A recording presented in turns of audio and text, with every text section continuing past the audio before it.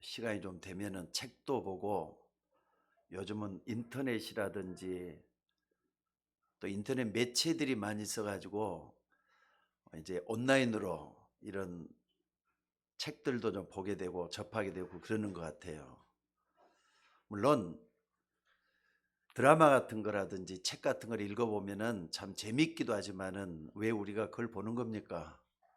그걸 통해서 인생도 배우기도 하고 또 방법도 배우기도 하고 많은 것을 우리가 배우게 됩니다. 저 어린 시절에 말이죠. 지금까지도 남아있는 영화 하나가 있어요. 그게 뭐냐면 빠삐용이라는 영화가 있습니다. 혹시 본 기억이 납니까, 여러분들? 옛날에는 그 빠삐용이라고 굉장히 그 유명한 영화였어요. 근데 그 내용이 어떤 내용이냐면요.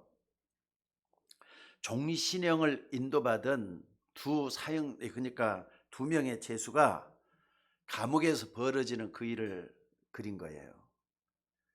근데 그 한 명은 종신형을 받았으니까 감옥에서 말이죠. 탈출하고 싶어서 모험, 이런 모험 저런 모험을 다 하는 거예요, 그냥. 그러니까 땅을 파기도 하고 어떻게든지 말이죠. 어떻게 감옥을 벗어날까 하면서 그걸 궁리를 하고 있는 그런 사람이 하나 있고, 하나는 말이죠. 한 죄수는 물론 종신형을 인도받았죠. 이 사람은 이 죄수가 그러거나 말거나 뭐 하냐면은 그냥 감옥에서 청소도 하고 자기 하고 싶은 일도 하고 거기서 충실히 사는 이런 거예요. 그러니까 두 사람을 대조해서 그 영화를 전개해 나가는 그런 내용입니다. 그런데 한 명은 말이죠. 땅을 파가지고 깊이 내려가기도 하고 또는 벌레도 잡아먹기도 하면서 어떻게 하면은 이 감옥에서 탈출할까 이 생각에 골몰하고 있는 것 같아요. 한 명은 이렇게 그냥 대충 살고 있고, 그래서 이 한 명이 말이죠. 결국은 감옥에서 빠져나오긴 해요. 그러니까 바다를 헤엄쳐갔단 말이에요. 헤엄쳐갔는데 망망대해를 헤엄쳐갔는 게 말이 됩니까? 빠져나오긴 했어도 결국은 또 이렇게 잡혀가지고 감옥으로 들어오는 거예요. 근데 그 사람은 또 그냥 계속 또 그 안에서 또 살고 있고. 그러니까 영화는 이 두 사람의 모습을 그리고 있는 거예요, 지금. 저는 그때 어린 시절에 봤던 거지만 참 그 드라마틱하긴 드라마틱하다 이렇게 생각을 하면서 모험도 저런 모험도 해볼 만하지 않겠느냐. 세상이라는 감옥에 갇혀 갖고 있는 사람들로서 저렇게까지 하는 거, 저 인간이기 때문에 가능한 거지 동물이라면 저렇게 하겠는가 이런 생각을 한번 해보기도 했었습니다. 초대교회가 말이죠. 핍박을 받고 있는데 유대인이나 또 로마 군인들이 너무나도 심하게 핍박을 하는 거예요. 감옥에 가두고 잡아 죽이고 때리고 사자밥이 되게 만들고. 여러분들 이 초대교회가 핍박당하는 모습을 혹시 영화라도 봤는지 모르겠어요. 이런 영화 그 당시에 참 많이 상영을 했었습니다. 자, 근데 그때 이 바리새인 가운데 아주 훌륭한 지도자 한 명 있었는데 가말리알이라고 하는 학자입니다. 이 사람 지도자도 많이 키우고 덕망도 높아가지고 주변에서 말이죠. 덕망도 좋기로 소문난 그런 학자였습니다. 이 학자는 물론 이 사도 바울 같은 사람도 키워냈던 그런 스승이기도 하고 그래요. 그런데 이 사람이 법정에서 이런 말을 했어요. 뭐라 그랬느냐. 저 초대교인들 괴롭히지 말아라. 왜냐? 만약에 저들이 틀렸으면은 얼만 가서 사그러지지 않겠느냐. 그러나 저들이 했던 것이 맞으면은 우리는 하나님을 모독하는 것이 되고 하나님께 죄를 짓는 것이니까 괴롭히지 말라 이런 얘기를 해요. 그러니까 유대인들은 이 사람의 명성 때문에, 이 가말리알의 명성 때문에 처음에는 멈칫하면서 듣기는 했지만은 자기들 마음대로 또 해버려요. 그래서 초대교회를 계속 핍박을 하고 그랬어요. 여러분들 뭘 얘기하는지 좀 알 수 있기를 바랍니다. 우리나라 고사성어 가운데 인생지사 세옹지마다 아마 들어본 사람 많이 들어봤을 거예요. 이런 말이 있어요. 큰 부잣집에 종들이 많이 있었습니다. 근데 말을 맡은 종이 말이죠. 어느 날 주인에게 다가와 가지고는 주인이 큰일 났다는 거예요. 왜냐? 뭐냐 그랬더니, 아니 내가 주인이 맡아서 기른 말 가운데 한 마리가 도망을 가가지고 말 한 마리가 없어졌다는 거예요. 어떻게 하면 좋을지 모르겠다고 이렇게 이제 하니까, 그래? 주인은 뭐 돈이 많으니까 말 한마디 없어져도 그게 그거잖아요. 언젠가는 돌아오겠지, 내버려 둬라, 이렇게 하면 또 넉넉하게 생각을 하는 거예요. 좀 있다가 말이죠, 이 종이 또 와가지고 주인님 기뻐해 주시죠 또 그러는 거예요. 왜 그러냐 그랬더니, 도망갔던 말이 말이죠, 다른 말 한 마리를 끌고 들어왔습니다. 그래요. 그러니까, 그래? 그러면은 우리 말이 도망갔을 때 도망간 때 또 그 집에서 또 말이죠, 도망간 말이 있겠네 하면서 또 이렇게 좀 긍정적으로 모든 걸 보는 거예요. 근데 조금 있다가 또 다른 종이 와갖고 하는 말이, 뭐 부잣집이니까 종들이 또 많다 그랬잖아요. 다른 종이 와가지고 주인이 큰일 났다는 거예요. 뭐냐 그랬더니, 주인님 딸이 아들이 말이죠, 말을 타다가 말에서 떨어졌다는 거예요. 큰일 났다 이 말이죠. 그러니까 그래? 그럼 큰일 났네. 그럼 빨리, 만약에 승마를 하는데 기수가 제대로 되려면 말에서 떨어질 법도 있는 것이지, 괜찮다, 치료하면 된다, 또 이렇게 또 긍정적으로 보는 거예요. 그러니까 또 그 말 맡은 사람이 또 다시 또 찾아와 가지고 얼마 있다 다시 찾아와서 뭐라 그러느냐, 주인님 또 기뻐해 주십시오 그러는 거예요. 왜냐 그랬더니, 지금 나라에서 군인 징집을 하는데 몇 살 이하의 젊은 사람들은 전부 다 징집에서 가는데, 말에서 떨어져 가지고 낙마를 했기 때문에 다쳐 갖고 있는 사람을 징집할 수 없어서 그냥 갔어요, 이런 말을 해주는 거예요. 자, 이게 세용지마의 고사입니다. 이게 뭘 의미하는 거겠습니까 여러분들? 인간의 기륭화복은 변화가 많아서 예측할 수 어렵다는 뜻이에요. 그래서 인생지마, 세용지마라는 건데, 사실 여러분들 지난 1년 동안을 한번 봐보세요. 성경에는 분명히 그렇게 말씀을 하고 있습니다. 내일 일을 자랑하지 말라. 하루 동안에 무슨 일이 날는지 너희가 모르느니라 말씀을 하고 있어요. 그것처럼 여러분들 지난 11개월 동안, 이제 벌써 10일이 넘었잖아요. 오늘 11일인데 이때까지 살면서 굳은 일도 겪고 좋은 일도 겪고, 특히나 말이죠, 푸틴이 전쟁을 일으키고 전 세계가 흉년이 들다시피 해서 다들 살기 힘든단 말이 더 나오고 있어요. 이런 가운데서 여기까지 버텨왔습니다. 그런 가운데서 여러분들 인생지만 세용지만한 말 생각을 한번 해보셔요. 여러분들의 배후에서 여러분을 조정하시면서 여러분을 끌고 오셨던 분은 하나님이신 것을 믿으시기 바랍니다. 하나님이 우리의 모든 인생을 여기까지 끌고 오셨다는 거 잊지 마셔야 돼요. 어려움도 많잖아요. 고통도 많이 당했잖아요. 괴로움도 많이 당했잖아요. 슬픈 일도 당하고 인생 다 끝내버리겠다 이런 생각 된 사람도 있을 것 같아요. 모든 걸 다 포기해버리고 말겠다 이런 사람도 있었을 것 같아요. 벌써 이제 2021년 한 해를 정리해야 될 시간표입니다. 오늘 하나님의 말씀에는 이런 말씀을 주고 있습니다. 여러분, 우리가 분명히 깨달아야 될 것은 73절에 있는 말씀이에요. 뭐라 그랬습니까? 주의 손이 나를 만들고 세우셨사오니 나로 깨닫게 하사 주의 계명들을 배우게 하소서. 자, 따라서 해봅시다. 주의 계명들을 배우게 하소서. 여러분이 믿는 하나님은 지금도 여러분을 만들고 세우시는 하나님이기 때문에 말씀을 따라가는 여러분들이 되셔야 될 줄로 믿습니다. 그러니까 오늘 2022년을 이제 마무리 지면서 말이죠. 마무리 지면서 결단해야 될 게 있어요. 스스로 인생을 살아왔으면 고생꽤 했을 겁니다. 그러나 말씀 따라온 사람들은요, 행복하게 한 해를 결말할 수 있을 거예요.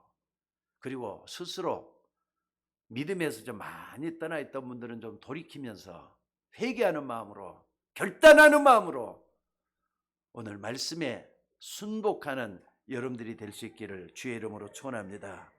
그러니까 여러분이 남아있는 생이지만은 한 번 더 정리하시고 내년 새로운 해는 말씀과 함께 시작하자, 이런 준비를 하는 마지막이 될 수 있기를 주의 이름으로 축원합니다.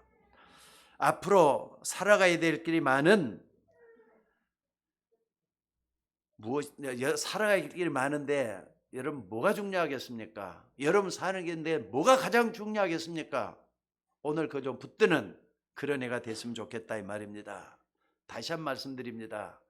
여러분이 믿는 하나님은 여러분을 만들어서 세우시는, 여러분을 구원하시는 구원자가 되셔요. 믿습니까? 오늘 여러분 이 말씀을 그냥 단순하게 한 귀로 듣고 한 귀로 흘러버린다면은 여러분의 신앙생활은 내 체질대로 거기서 끝나고 말 거예요. 내 생각대로 끝나고 말 거예요. 그러나 이것을 믿음으로 바라보면서 현실에 받아들이면은 굉장히 중요한 응답이라는 걸 볼 수가 있어요. 지난 한 해 동안의 과거를 더듬어서 한번 생각해 보라 이 말입니다. 내가 고집부리고 내 마음대로 살아왔을 때 어땠는지, 하나님을 의지했을 때 어땠는지, 내 마음은 어땠는지 이런 걸 돌아보라 이 말입니다. 여러분이 인생을 살다 보면은 참 많은 일이 벌어지는데요. 저희 어머님 같은 경우를 좀 오늘 얘기를 좀 드리고 싶어요. 저희 어머님은 장사를 하시면서 저희 6남매를 키우셨습니다. 제가 둘째고 형님이 아직까지도 뭐 장가를 못 간 참 그런 질병을 앓고 있어요. 저희 집에도 뭐 마음고생을 많이 하는 어머님이셨어요. 그러니까 지금도 말이죠. 어머님 딱 얘기 들어보면은 큰 형님 얘기를 하면서 어떻게 지내느냐 이렇게 할 정도로 마음이 다가 있는 형님이 계시고요. 나머지 다 이렇게 동생들이 있는데 그래도 동생들이 전부 다 대학을 다 공부 다 할 정도로, 다 시킬 정도로 엄마가 장사를 하시면서 공부를 다 시키셨습니다. 근데 아버님이 딱 이렇게 소천을 하시고 난 다음에 이제 어머니 혼자 이제 남잖아요. 자식들이 전부 다 엄마를 모시면서, 어머니 이제 연세도 드셨으니까 장사 좀 접고 편안하게 손자 손녀 좀 돌보면서 그냥 이렇게 여행도 다니시고 그렇게 사시는 게 어떻겠습니까 했더니 처음에는 나는 이 장사 끝까지 해야 된다는 거예요. 그러면서 포기를 했더니 결국만 몇 년 만에 포기는 하셨어요. 근데 장사를 그만두자마자 무서운 병마가 찾아 들어가지고 그때부터 말이죠. 골다공증에 허리 아픈 것에 또 여러 가지 말이죠. 겹쳐가지고 지금은 이제 뭐하냐, 연세가 이제 90이 됐습니다만은 말년이 말이죠. 치매 때문에 이제는 한 70% 정도 치매가 왔기 때문에 사람도 못 알아보는 이런 가운데 오셨다 이 말이에요. 그러니까 어머님을 생각하면 마음 한쪽이 굉장히 우울해지는 게 자식들 마음인 것 같습니다. 사실 여러분들 대부분 사람들 보면은요, 저희 어머님처럼 고생들을 신탕하면서 살아오신 분들이 사람들의 모습인 것 같아요. 물론 그렇지 않는 젊은 사람들도 있지만은 지금 생각해 보면은 사는 것도 별것 아닌데 무엇이 맞고 무엇이 틀린 것인가? 여러분 사는 거 별것 아니다는 걸 여러분들이 좀 느끼셨으면 좋겠어요. 저도 인생을 좀 이제 조금 살아보니까 저도 이제 70을 바라보고 있잖아요. 사는 거 진짜 별것 아니더라고요. 아둥바둥해서 살아가지고 공부도 남보다 더 그렇게 열심히 했는데 별것 아닌 것 같고요. 또 나름대로 열심히 살았는데 지금 보니까 후회한 것들이 더 많은 게 저 인생이었던 것 같아요. 전 세계 사람들은 어떻습니까? 1910년에 볼세비키 혁명, 러시아 혁명이 일어났어요. 시대적인 변혁이라고 볼 수 있죠. 공산주의가 말이죠. 일어나가지고 공산주의는 모든 사람이 재산을 공유해갖고 모든 사람이 잘 살게 만들자는 운동이 공산주의 사상이잖아요. 근데 그 혁명이 일어나가지고 수많은 사람들이 죽은 전쟁 속에 몰아넣고 그랬었어요. 근데 지금 어떻습니까? 공산주의 사상이 틀렸다는 게 100여 년 가까이 지나니까 틀렸다는 게 여실히 나타나고 있잖아요. 여러분들, 지금은 맞을 수도 있는데, 여러분 맞다고 생각할 수도 있는데 나중에는 틀릴 수도 있어요. 분명히 이건 맞다고 생각했는데 나중에는 틀리다 이 말이에요. 근데 지금 틀렸다고 생각해 나중에 또 맞을 수도 있어요. 그래서 여러분들, 내가 그렇게 옳다고 생각하는 그 이론이 나중에는 엄청난 복음을, 진리를 막을 수도 있다는 거 잊지 마셔야 돼요. 그러니까 여러분들, 여러분 집안의 흐름들을 보시면서 시대적인 역사의 조류도 한번 살펴보는 여러분들이 될 수 있기를 바랍니다. 그래서 저는 분명히 이것만큼은 틀림없다고 봐요. 복음 외에는 맞는 것이 없다. 난 이거 맞다고 봅니다. 복음 외에는 진리가 없어요. 어떤 사람은 내 생각이 다라고 생각하는 사람들이 있습니다. 그러니까 뭐든지 다 자기 중심적이에요. 그런데 시간이 지나 보면은 그 생각이 틀릴 수 있다는 거 여러분도 잘 아시잖아요. 옛날에 내가 그렇게 옳다고 부르짖었지만은 틀리더란 말이에요. 여러분들, 복음 외에는 맞는 것이 없다는 걸 믿으셔야 돼요. 무슨 말인지 알겠습니까? 왜냐하면 이 복음은 바로 인간의 살 길을 열어준 하나님의 유일한 방법이기 때문에 그래요. 이 땅에 사람들이 왜 이렇게 불행한가, 이걸 제대로 파악한 사람이라면 복음을 찾을 수밖에 없도록 돼 있어요. 여러분들이 살 길은 복음밖에 없다는 걸 믿으시기 바랍니다. 그래서 오늘 말씀에도 보니까 하나님이 뭐라 그랬느냐, 시편 기자를 통해서 여러분을 만드시고 세우시는 하나님이다. 시편 기자는 이렇게 고백을 하고 있어요. 자, 따라줘 봅시다. 하나님은 나를 만드시고 만들어서 세우시는 분이시다. 쓰시기를 원한다 이 말이에요. 믿습니까?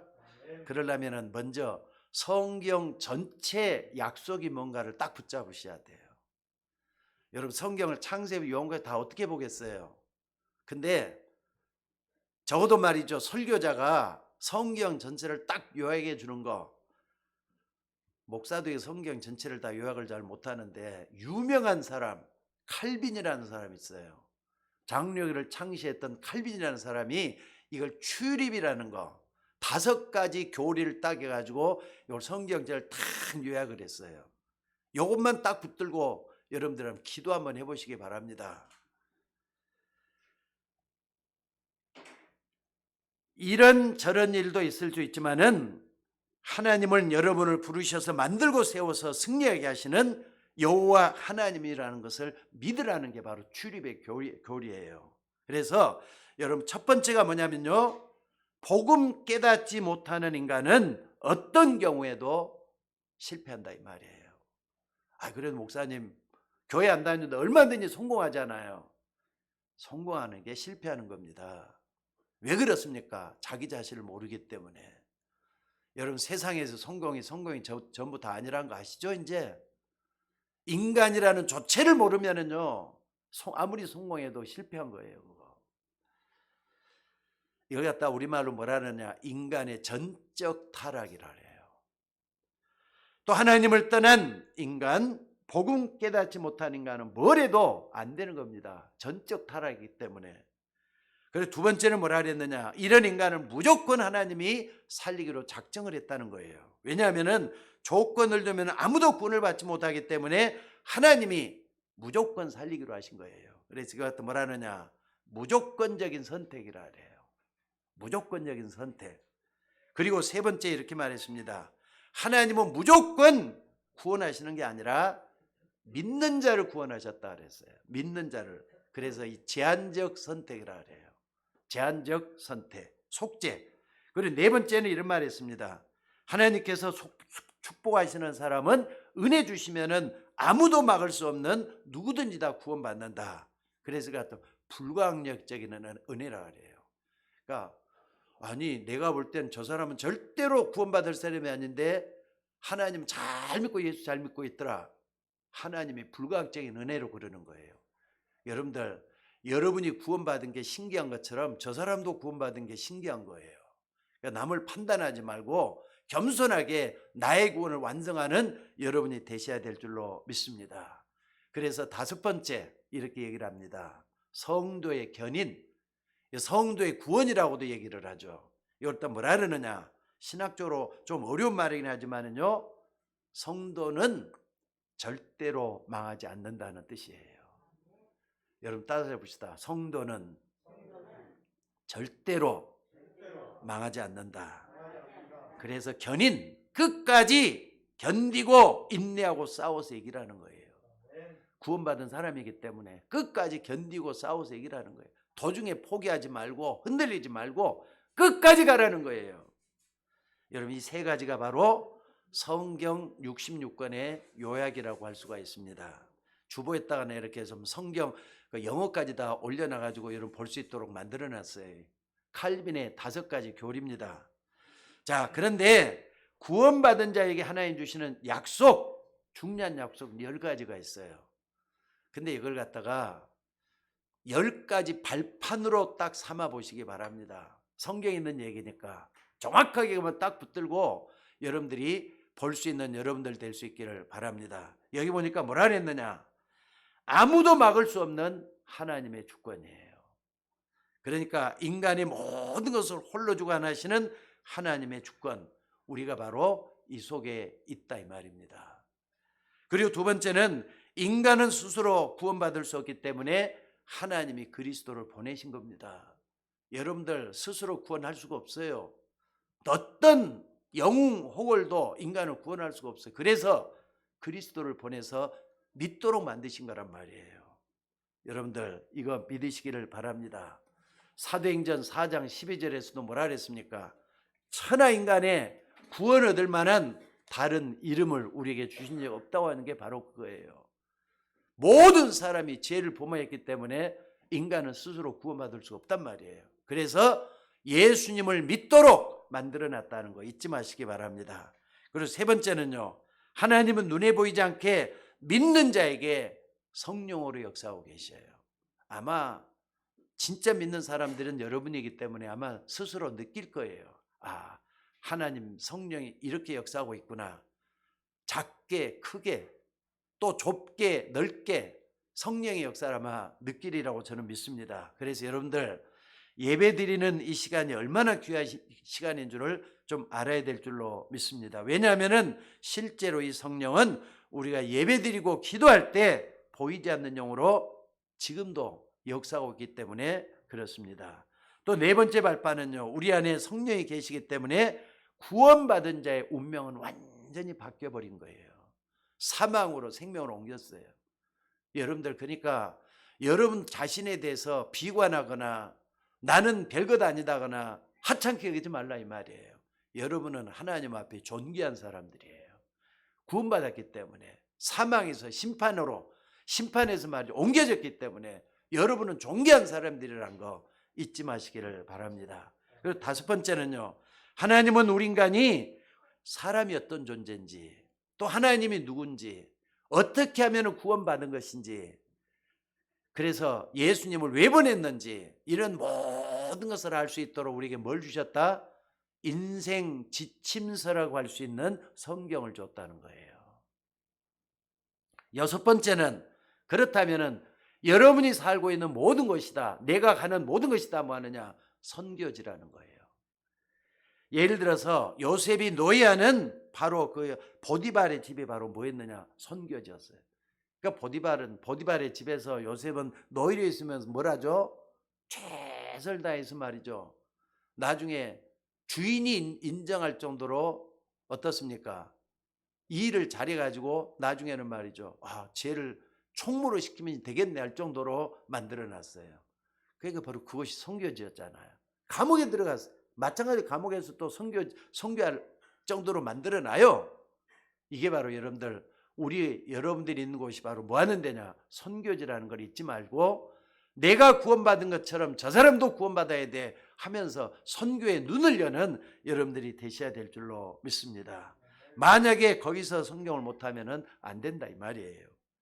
여러분들 직장이라든지 여러분이 가는 곳곳마다 복음 전할 준비를 하는 거 굉장히 중요하다는 걸 말씀을 하고 있습니다. 그리고 7번째 발판이 뭐냐? 여러분의 생사화복을 전부 하나님이 주관하고 섭리하고 다스리고 계신다는 걸 믿으시기 바랍니다. 8번째 발판은요, 이 땅에 있는 모든 인간은 태어날 때나 죽을 때나 정해져 있는 뭐라고요? 시한부 인생이라는 거예요. 여러분들도 시한부 인생이잖아요. 100년 만년 살 수 있는 사람은 단 한 사람도 없어요. 히브리서 9장 27절에서 분명히 얘기하잖아요. 한 번 죽는 것은 사람에게 정한 일이요 그 후에는 심판이 있다고. 여러분 이거 믿으시기를 바랍니다. 아멘 안 해요? 믿으시기 바랍니다. 한 번 죽는 건 정한 일, 그 후에는 심판이 있다 그랬어요. 아멘 하셔요. 그렇습니다. 심판이 있습니다. 그래서 마지막 9번째 뭡니까? 10개가 있는데 인간이 이렇게 되어 죽는데 그 다음에는 뭐가 있다고요? 내세가 있다 이 말이에요. 여러분 맞습니까? 내세가 있습니까 없습니까? 내세라는 것을 알려면은요 먼저 뭘 믿어야 되느냐? 여러분이 영원한 존재라는 걸 믿어야 돼요. 인간이라는 건 영원한 존재다. 여기 먼저 믿어져야만 내세가 그래서 내세라는 게 있을 수밖에 없어. 죽음으로 끝나는 게 아니야. 하나님이 형상으로 지음받은 게 뭔데요? 하나님이 영원한 것처럼 여러분도 영원한 존재라는 걸 보여주는 거예요. 그래서 마지막 10번째가 뭐냐? 하나님이 가장 기뻐하는 일인 구원받도록 만들어주는 전도와 선교는 영원히 상을 잃지 않는다 이 말이에요. 여러분들 하나님이 여러분을 구원해 주신 이유가 뭔 줄 아세요? 나를 따라오너라 내가 너로 사람 낚는 어부가 되게 하리라. 베드로를 부른 것처럼 다른 사람을 구원하도록 만들도록 하기 위해서 하나님이 여러분을 구원해 주신 거예요. 맞습니까?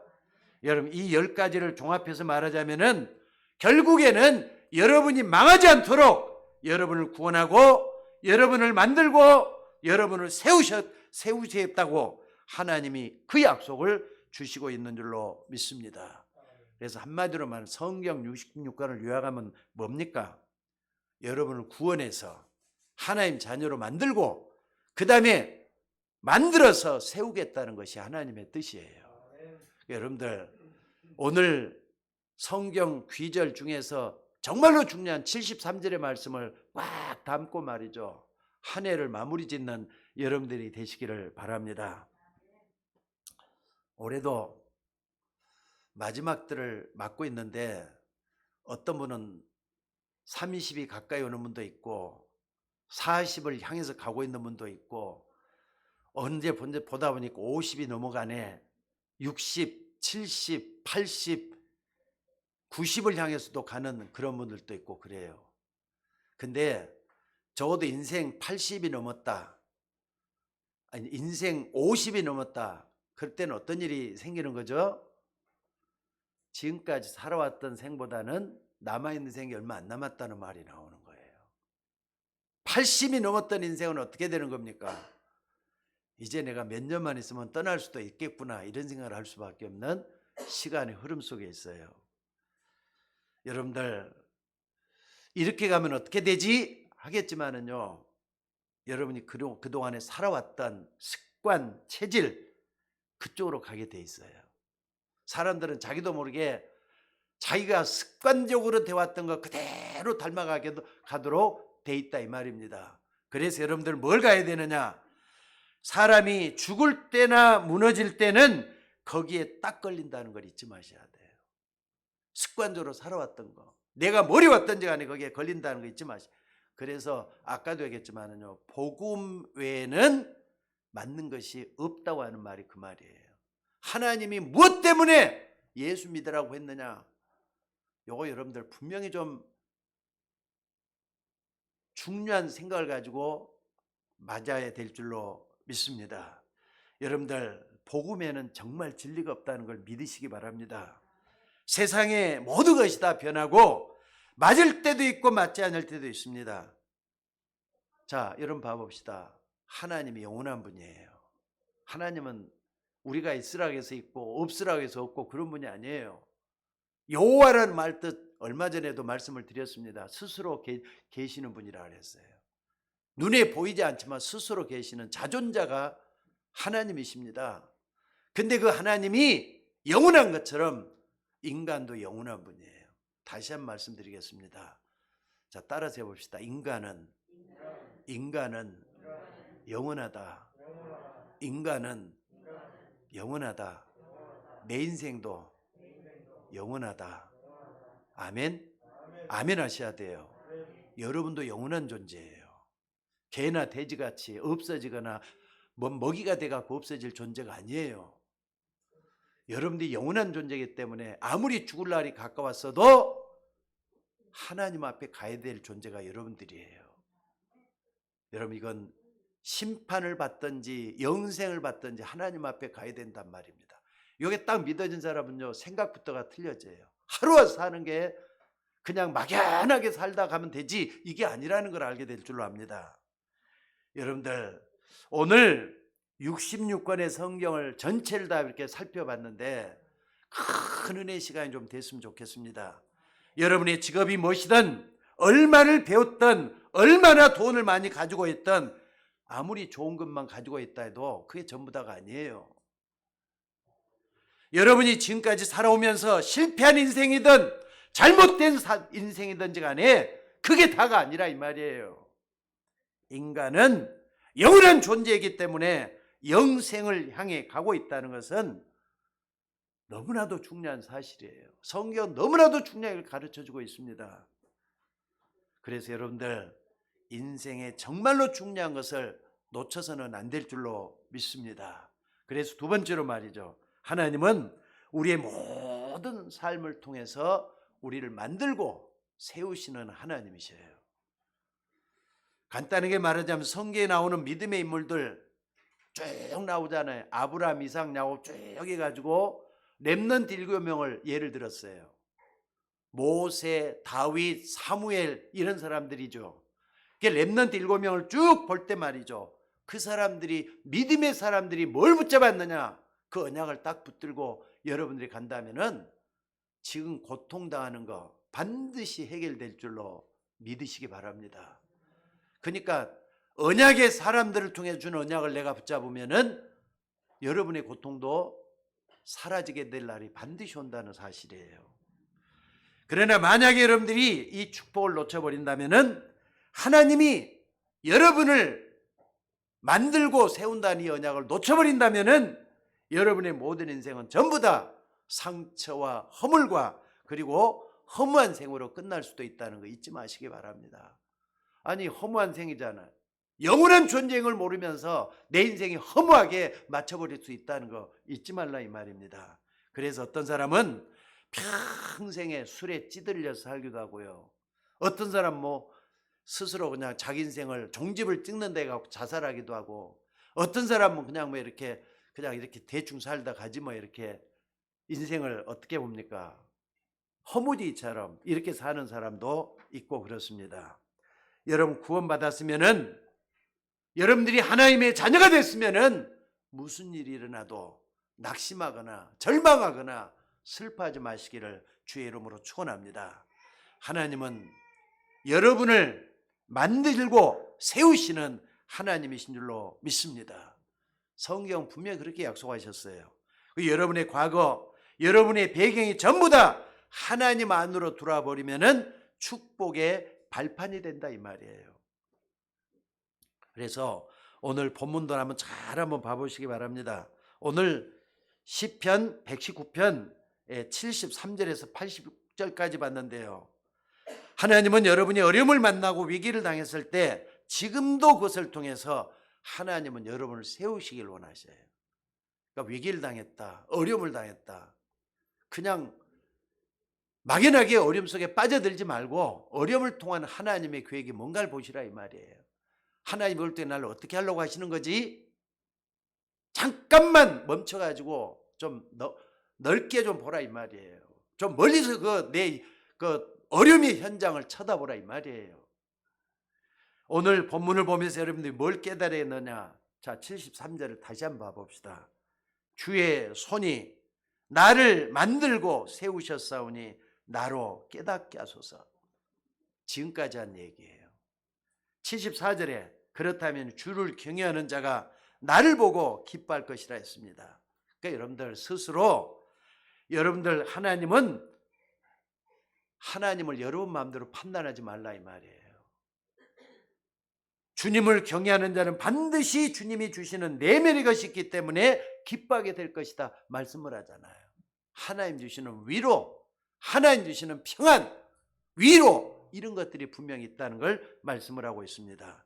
또 75절에 보니까 내가 알거니와 주의 판단은 의로우시다고 했습니다. 그래서 여러분이 무슨 일을 당하든지 간에 스스로 넘어지지 마시기를 바랍니다. 또 주께서 나를 괴롭게 하시면 성실하심 때문이라 그랬습니다. 하나님이 직접 여러분을 괴롭게 하겠어요? 그 문제와 사건을 통해서 나를 괴롭게 하는 것 같아도 오히려 그것을 통해서 나를 든든히 세워가지고 하나님이 쓰시겠다는 말씀을, 왜? 하나님이 그 속에 역사하고 있기 때문에 그래 성실하십니다 이렇게 표현을 하고 있습니다. 자, 그렇다면은 여러분이 어려움을 당할 때 뭘 붙들고 기도해야 되겠습니까? 자, 76절 다 같이 한번 좀 찾아봅시다. 76절에 다 같이 한번 읽어봅시다. 자, 시작.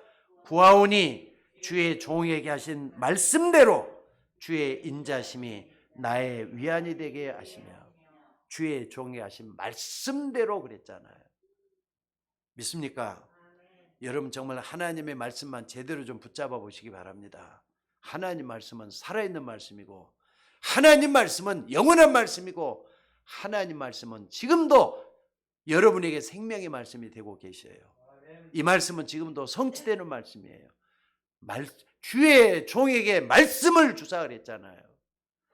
여러분이 하나님의 말씀을 제대로 한번 붙잡아 보시기 바랍니다. 분명히 하나님이 응답해 주실 줄로 믿습니다. 그러니까 여러분이 문제를 당했다. 근데 진짜 하나님 앞에서 메시지로만 제대로 붙잡아 버리면 신기한 건 그대로 성취된다는 사실. 아니 여러분들, 사기꾼이 말이죠. 사기꾼이 있어요. 사기꾼 말도 자세히 그 사람 귀담아 듣다 보면요, 안 넘어가야지 하면서도 넘어가잖아요.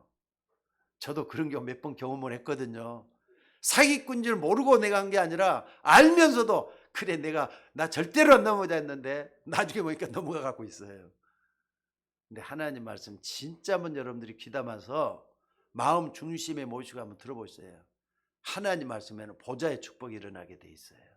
천군 천사들이 그 속에 역사하고 있다는 게 믿어진단 말이에요. 그러면은 반드시 말씀이 성취되도록 돼 있어요. 그래서 여러분 우리에게 필요한 게 뭡니까? 77절에 다 같이 한번 읽어봅시다. 77절에 시작. 주의 긍휼하의 여기심이 내게 임하여 내가 살게 하소서. 주의 법은 나의 즐거움이니이다. 아멘. 여러분은 구원받은 하나님의 자녀들입니다. 하나님의 자녀들 갖다 하나님의 백성이라 그래요. 그래서 우리에게는 누가 필요하느냐? 물고기에는 물이 반드시 필요한 것처럼 우리에게는 하나님의 은혜가 필요해요. 여러분은 운명에서 이미 끝나버렸다는 걸 믿으시기 바랍니다. 지옥 갈 운명이 아니에요. 천국 갈 운명들이 됐어요. 사망에서 생명으로 옮겨졌다 그랬어요. 여러분의 모든 문제는 해결됐다는 걸 믿으시기 바랍니다. 목사님 문제가 잔뜩 있는데요, 하나님이 해결할 줄 믿으시기 바랍니다. 사단의 권세도 끝났다는 거 이미 믿어야 돼요. 믿는 순간부터 하나하나 되기 시작해요. 그래서 신약 성경에 예수님을 만났던 수많은 사람들이 항상 뭐라 그랬느냐? 예수님이 하는 말씀이 그거예요. 내 믿음대로 될지어다. 내 믿음대로 될지어다 그랬어요. 안 믿어지면 어떡합니까? 은혜를 구해야죠. 하나님의 선물은 믿음이라 그랬잖아요. 믿습니까? 자, 그렇다면 결론적으로 세 가지를 좀 제대로 할 수 있기를 바랍니다. 우리는 이미 결과를 다 확인하고 가야 됩니다. 하나님 자녀라는 자체가 확인이 되면은 여러분들 즐거운 마음으로 세상 살아갈 수가 있어요. 여러분 구원받았던 게 확인이 되면은 기쁜 마음으로 세상을 살아갈 수. 아니 목사님 문제가 잔뜩 있고 당장 한숨 쉬고 저 쳐다보면 그냥 한숨밖에 안 쉬어지는데 그래도 하나님 자녀잖아요. 맞습니까? 요거 바라보고 그 사실을 믿음으로 바라보는 거예요. 지금 어려울지라도 여러분들 복음 안에만 있으면은 모든 것은 다 축복으로 변할 줄 믿으시기 바랍니다. 그런데 지금 괜찮다 할지라도 복음 밖에 있으면은 갈수록 어려워진다는 거 여러분들이 믿으셔야 돼요. 이번에 월드컵 다 보셨습니까? 맨 마지막에 포르투갈하고 싸움을 한 거 저도 봤어요. 그때가 마침 금요일 밤이잖아요. 또 밤이기 때문에 아침 새벽에 이제 새벽 예배가 없기 때문에 알람을 딱 해갖고 저도 봤습니다. 우리 집사람도 이제 애들 데리고 저 일산에 가 있을 때고 그때 봤는데 참 이거 어떻게 말해야 될지 모르겠는데 16강으로 올라가게 된 한국과 포르투갈 경기 진짜 대단했다고 봐요. 한국이 이 포르투갈 상대로 해서 2대1로 이겼잖아요. 2대1로 역전승을 했단 말이에요. 남자들은 눈이 번쩍번쩍 하는데 여자들은 또 별로야. 근데 말이죠. 보니까 말이죠. 손흥민이가 자 중앙에서부터 말이죠. 이 경기장 중앙에서부터 볼을 막 그냥 몰고 차고 올라오더라고요. 근데 4사람 5사람이 포르투갈 수비진들이 붙었어요. 근데 볼을 기가 막히게 거기서 2사람 사이로 따해가지고 연결했는데 그걸 어시스트라 그러잖아요. 연결을 했는데 그걸 누가 받았다? 황희찬이라는 선수가 딱 받아갖고 그대로 그냥 골대 넣어. 근데요 그게 말이죠 기가 막히게 골이 돼가지고 우리나라뿐만 아니라 전 세계 축구 팬들이 말이죠 지금도 말이죠 화제거리가 돼갖고 있는 그런 사건이에요.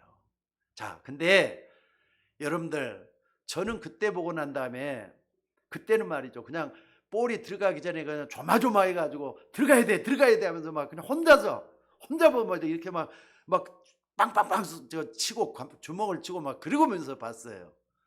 근데 나중에는 이제 유튜브에도 그게 떠가지고 다 막 돌아다니더라고요. 그때 또 다시 보니까 그때는 재밌게 봐요. 그때처럼 흥미가 있을까요 없을까요? 물론 흥미는 있지. 근데 흥분은 안 해요. 그래갖고 딱 보면서 그래 참 재밌었지 하면서 이렇게 좀 보게 되더라고요. 제가 왜 이 얘기를 하는 겁니까?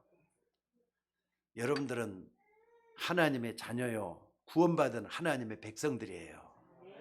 결과를 알고 있다 이 말이에요. 천국 갈 사람들이에요. 결과를 알고 있다 이 말이에요. 축복받을 사람들이에요. 결과를 알고 있다 이 말이에요. 결과를 알고 있던 사람은 불안해하거나 초조해하거나 그럴 필요가 없다 이 말이에요.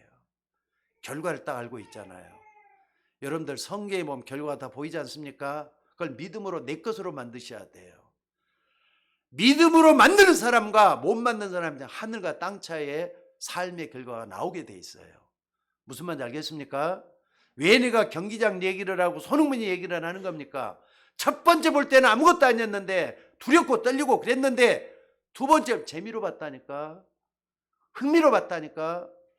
여러분들 앞에 있는 어려움들이 흥미로 느껴질 정도로 하나님의 뜻과 하나가 되는 여러분들이 되셔야 될 줄로 믿습니다. 여러분들 아무리 어려워도 결과를 이미 알고 있기 때문에 그 어려움이 불안해할 필요가 없다는 사실이에요.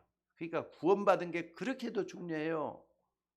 무슨 말인지 알겠습니까?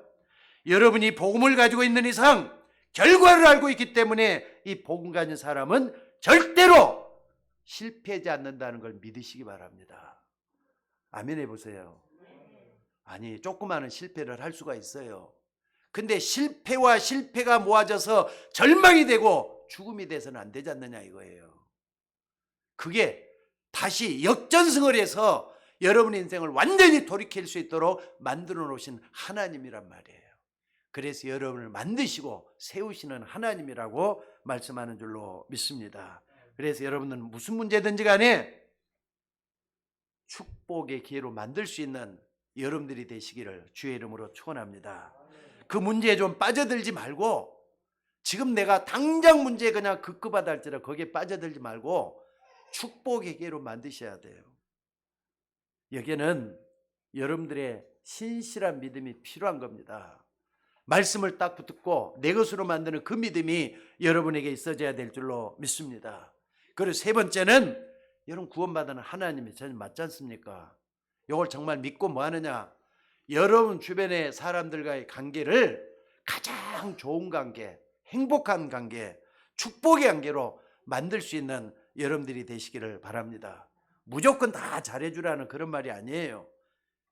그리스도께서 십자가에 못 박혀 죽으신 것처럼 사랑과 헌신에 실천하면서 축복의 관계로 만들어보라 이 말이에요.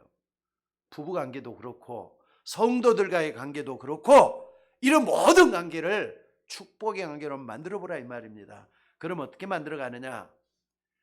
제일 중요한 게 당신이나 나나 하나님의 자녀란 말이에요. 맞습니까? 그렇기 때문에 하나님은 반드시 당신이나 나나 축복하실 것이다. 그러니까 그 문제 때문에 더 이상 어려워하지 말고, 어려움 때문에 더 이상 어려워하지 말고 좋은 관계에서 하나님 바라보자. 여러분 교회가 뭐 하는 데인 줄 아세요? 천국의 모형이라 그래요. 교회는 천국의 모형이라고 합니다. 교회 오면 서로 행복해져야 돼요. 말씀 들으면서 서로가 말이죠, 서로 웃고 서로 화답하면서, 여러분들 우리 교회가 사랑이 없다 그러면요 교회 반은 상실해 버리는 거예요. 서로 웃고 웃으면서 행복하게 대할 수 있는 여러분이 될 수 있기를 바랍니다. 그래서 여러분들 내가 당신을 위해 진짜 기도하고 있어 이런 말만 건너줘도 성도들은 힘을 얻을 거예요. 그런데 반대로 말이죠, 여러분이 불신앙을 계속 전한다. 교회 다니는 사람이 저 사람과 보면 진짜 믿는 사람 같지 않아.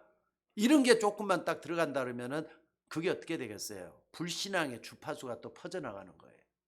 여러분 주변에 믿음의 주파수도 퍼져나가지만 불신앙의 주파수도 퍼져나간다는 거 잊지 마시기를 바랍니다. 여러분들이 TV를 보고 휴대폰을 들고 있으면서도 못 느낍니까? 공기에는 휙 하고 지나가는 바람만 있는 게 아니잖아요. 전자파도 수없이 많이 왔다 갔다 하고 있어요.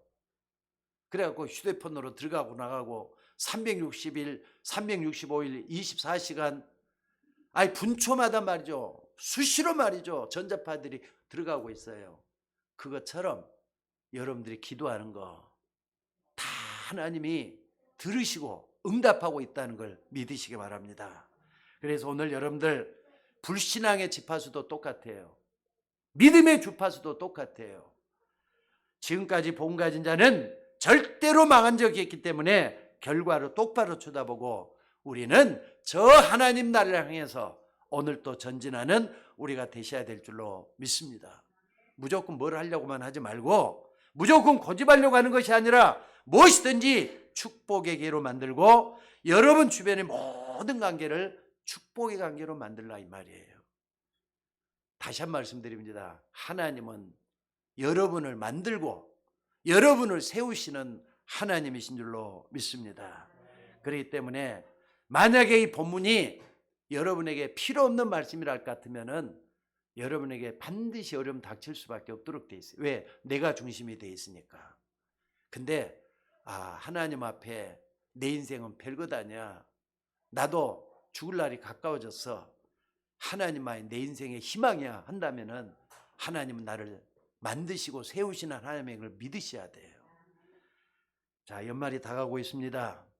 막연하게 흘러가는 시간에 여러분의 미래를 맡기지 마시고 언약의 흐름 속에 여러분의 인생을 맡기고 정말 하나님 앞에 좀 진실한 기도 한번 해보세요. 며칠 안 남았잖아요.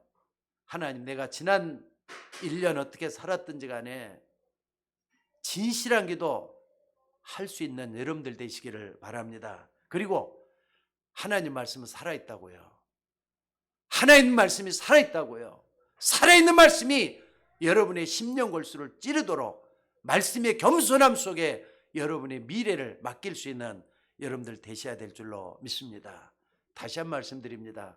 하나님은 나를 만들고 세우시는 하나님이십니다. 기도하겠습니다. 하나님, 은혜를 감사합니다.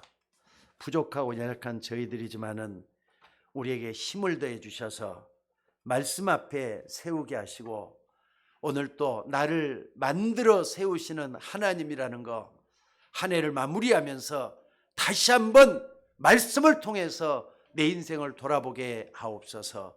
오늘 또 귀한 말씀을 붙잡고 서로 기도할 때 하나님의 성령으로 역사하여 주옵소서. 날마다 하나님 앞에 우리 자신들이 세워지는 역사가 일어나도록 인도해 주시고 겸손하게 주님 바라보다가 나의 모든 문제 해결하게 인도하여 주옵소서. 감사드리옵고 우리를 구원하신 예수님의 이름으로 기도드리옵나이다. 아멘.